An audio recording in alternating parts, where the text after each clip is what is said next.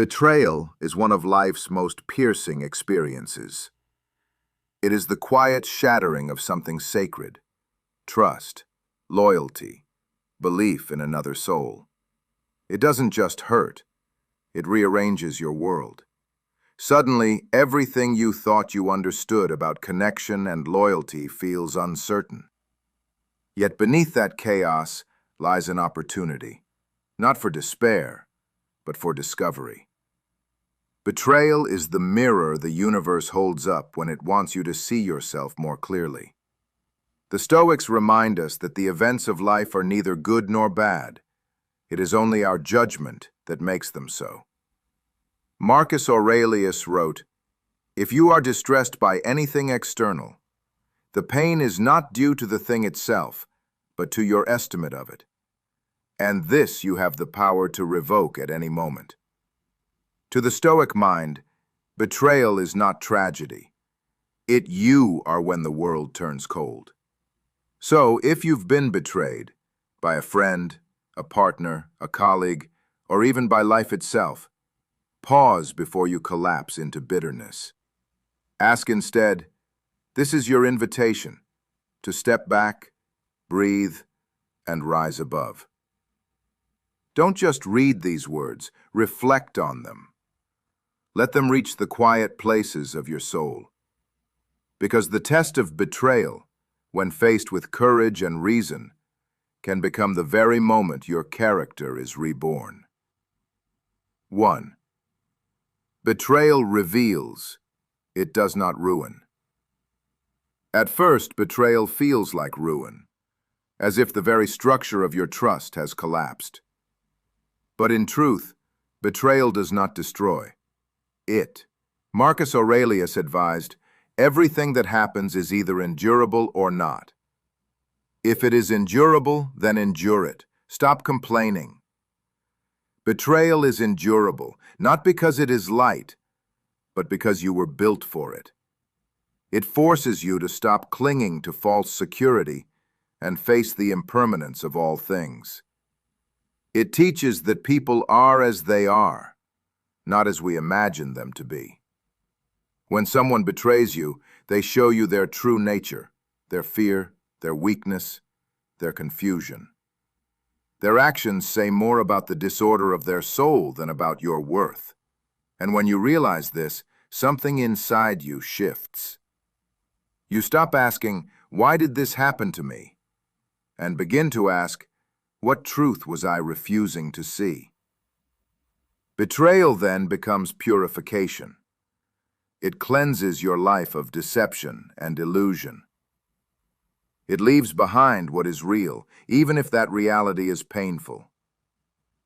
And in that raw space where illusion has burned away, you find clarity. And clarity is a sacred gift. 2. Your response defines you, not their actions. The world cannot define you, only your response to it can. This is the essence of Stoicism, that character is built not in comfort, but in chaos. The betrayal itself may belong to another, but the dignity with which you rise from it belongs to you. Epictetus taught that our control begins and ends with our own will.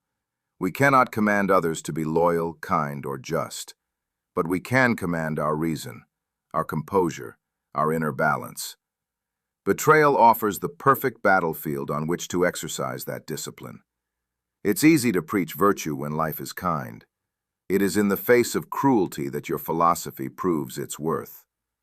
The one who betrays you has failed their test.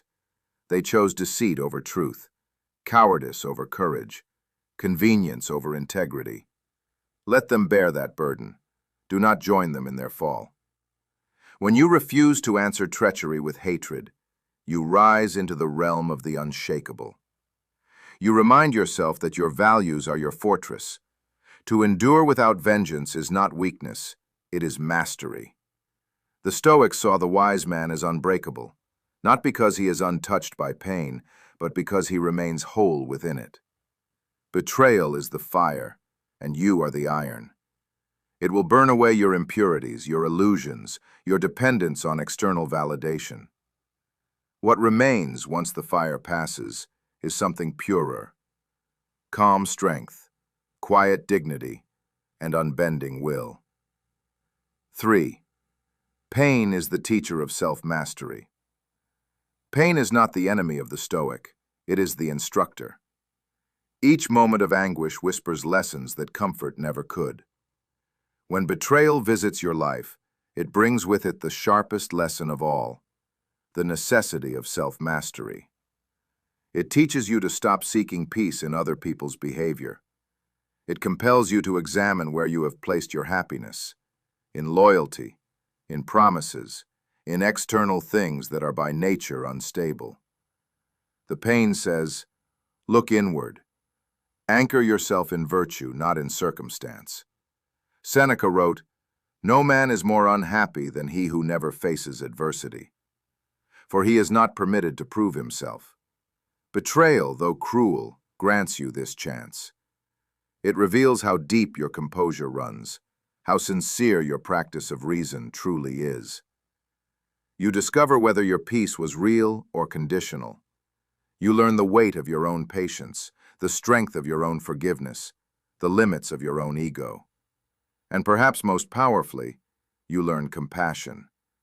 Not the sentimental kind, but the understanding that every betrayal is born from ignorance, from fear, weakness, or blindness. This does not excuse the act, but it frees you from bitterness. You can see the betrayer not as a monster, but as a lesson in human frailty. And in doing so, your own humanity expands. 4. Integrity is the shield that endures. It's tempting, after betrayal, to close your heart, to become cold, guarded, untouchable. But Stoicism teaches a higher path: to keep your heart open, yet governed by wisdom. Integrity is your shield, not hardness, not pride. To respond to treachery with cruelty is to betray yourself. To lose faith in goodness because others falter is to surrender your power. The Stoic keeps faith in virtue even when others abandon it, for he knows that peace does not come from others' loyalty, but from his own alignment with truth. The one who holds fast to integrity becomes untouchable in spirit. The winds of betrayal may blow, but they cannot move the rooted tree. You continue to act justly, speak truthfully, and live honorably, not because others deserve it, but because you do. 5. The revelation of true freedom. Eventually, the storm passes, the pain dulls, and what remains is revelation. You realize that betrayal, painful as it was, has freed you from illusion. You are no longer dependent on others for peace. You have learned to stand alone, calm, centered, complete. This is the essence of Stoic freedom, the unshakable independence of the soul. To know that no one's choices, words, or betrayals can imprison your mind. That is liberation. You can walk through life with open eyes, open heart, and steady mind, untouched by the chaos around you. When you reach this place, betrayal no longer feels like tragedy. It feels like initiation. The moment your inner strength became real. The universe tested you, and you did not collapse. You evolved. Betrayal will come to all of us, in one form or another. It will hurt, yes, but it will also reveal. It will show you who others are and who you can become. The Stoic path asks only this: when that moment arrives, meet it with courage, not resentment. Let it forge you, not define you. If these words reach something in you, take them as a call, not just to endure pain, but to transcend it. Reflect on what betrayal has taught you, and let it refine your heart into strength and serenity. And if you seek to live with greater calm, clarity, and courage in every challenge, stay on this path. Subscribe to Stoic Thryve. Let philosophy not be theory, but practice. Let it become your daily discipline, your guiding flame. Because the pain of betrayal is not your end. It is your awakening.